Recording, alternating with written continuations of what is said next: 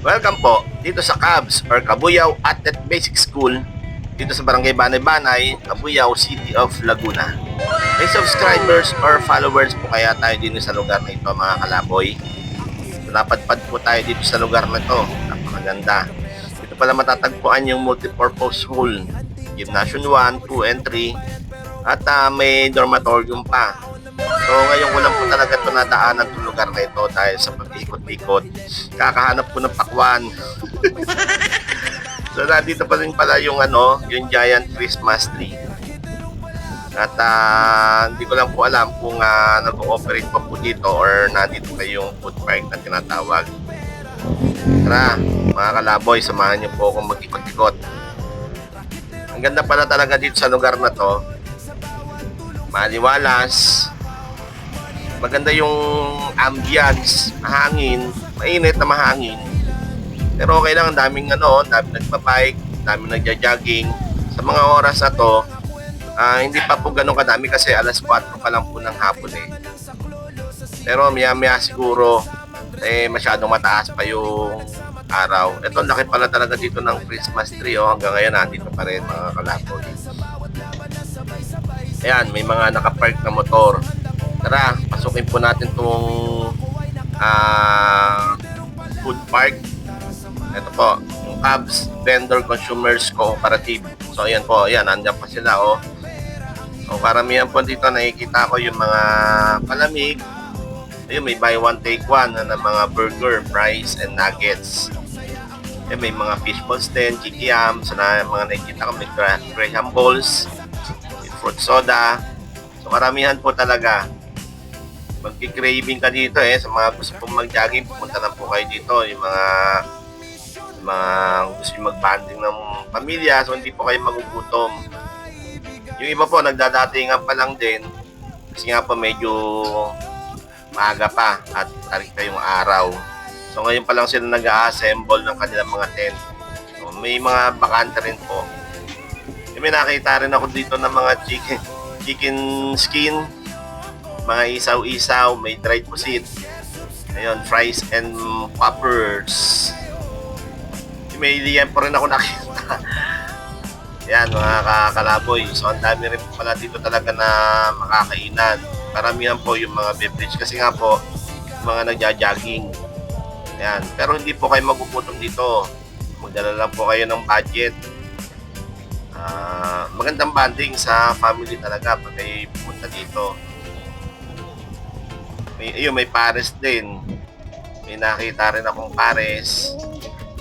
Yan, may pares may mga soft drinks, may mga tubig. Karamihan mga tubig So dinadayo pa rin po talaga itong lugar na to.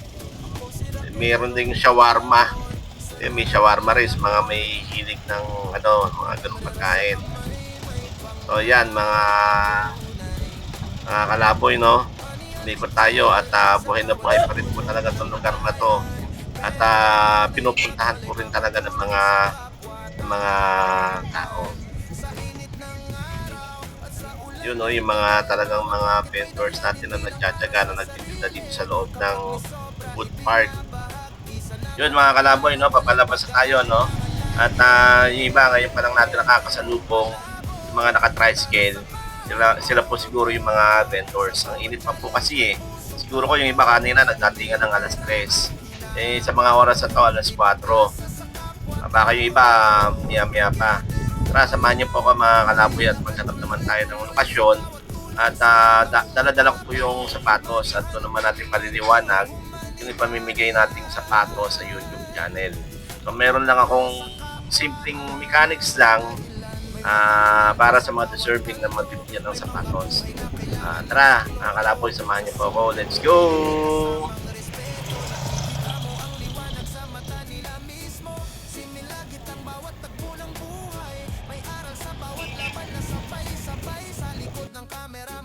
Yo mga kalaboy, nandito tayo sa may Cubs. Ayan, nandito tayo sa may daang Nia Road. May banay-banay po yata nakakasakot dito. Tignan nyo kung nasan tayo. Bukid. Daang Nia Road po. Dito pa tayo pumesto. Kasi tagusan po yung hangin, napakapagod. presko. Akala ko walang dumadaan na sakyan dito. Yung pala, ito pala yung daanan talaga. Shortcut papuntang Caps, palabas ng bayan. So ito po mga kalaboy. Dala po natin dito yung sapatos. So ito po. Dito po natin paliliwanag yung mechanics. Yun mga kalaboy, no? Ito po ang ating mechanics. So simple lang po ang ating mechanics, no? O, mga nanay, mga tatay, kung kayo po ay may anak na estudyante na lalaki, size 7 po yung paa, with high honor student. Ano po ba yung with high honor? So 95 pataas po yung average. Sila po yung mga deserving na pwede natin mapagbigyan ng sapatos. Kung babae naman, siguro ko itong sapatos ito is unisex. So pwede naman po siguro to. Pag babae, dapat ang pa niya ay 8.5. So babae na with high honor student. So 95 pataas ang average. So mag-comment na po kayo sa comment section at ipakita nyo po na patunay na kayo ay with high honor student. No, ano yon? Card and award. So yun lang po, simple lang po. Kung kayo ay taga Calamba, Santa Rosa, Cabuyao, or Binyan, so may hahatid po natin tong sapatos na to. At kung kayo naman po ay malayo, pwede po natin padala. Okay po, klaro po mga kalaboy. So mag-comment po kayo sa comment section at swerte na po kung kayo mapipili. Okay, thank you mga kalaboy. God bless. Kapwa ang dahilan.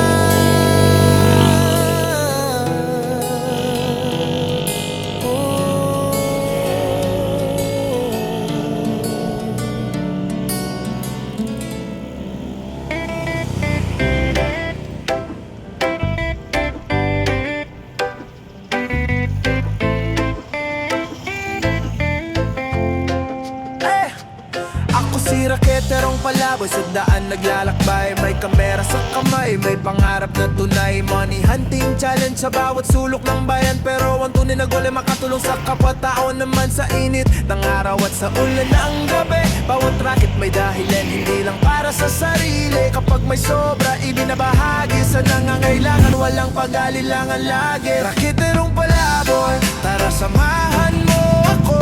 Sa bawat challenge may pusong totoo. Hindi lang pera ang hinahabol ko, kundi pag-asa sa kapwa-tao. Raketerong palaboy, lakad tuloy-tuloy. Sa bawat tulong saya ang umaapaw. Money hunting man o humanitarian, pagmamahal sa kapwa ang dahilan.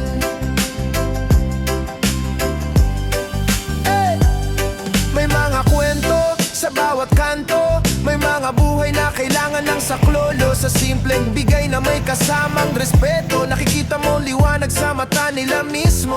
Fulmin man laltik ang bawat tagpo ng buhay. May aral sa bawat laban na sabay-sabay. Sa likod ng kamera may pusong handang umalay. Para sa kapwa ko Pilipino ako ay nakaalalay. Raketerong palaboy, tara samahan mo ako.